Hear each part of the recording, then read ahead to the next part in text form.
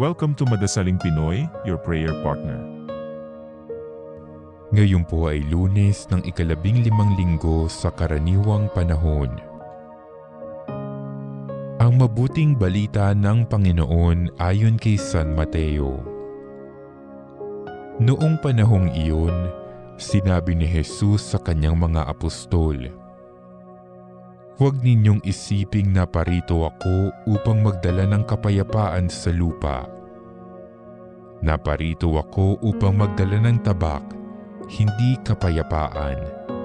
Sapagkat naparito ako upang papaglabanin ang anak na lalaki at ang kanyang ama, ang anak na babae at ang kanyang ina, ang manugang na babae at ang kanyang biyanang babae, at ang kaaway ng isang tao'y ang kanya na ring kasambahay.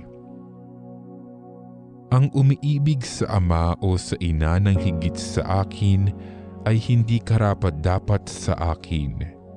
At ang umiibig sa anak na lalaki o babae ng higit sa akin ay hindi karapat-dapat sa akin. Ang hindi nagpapasa ng kanyang krus at sumusunod sa akin ay hindi karapat-dapat sa akin.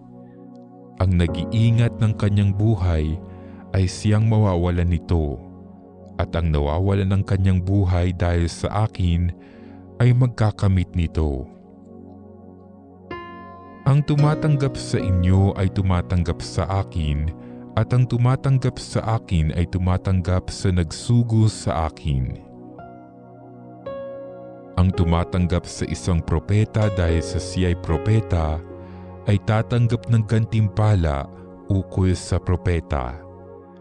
At ang tumatanggap sa isang taong matuwid dahil sa siya'y matuwid ay tatanggap ng gantimpalang nauukol sa taong matuwid. At sino mang magbigay ng kahit isang basong tubig na malamig sa isa sa maliliit na ito dahil sa ito'y alagad ko, tinitiyak ko sa inyong tatanggap siya ng gantimpala."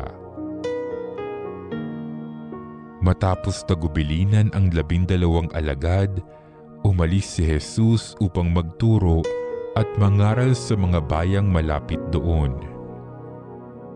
Ang mabuting balita ng Panginoon.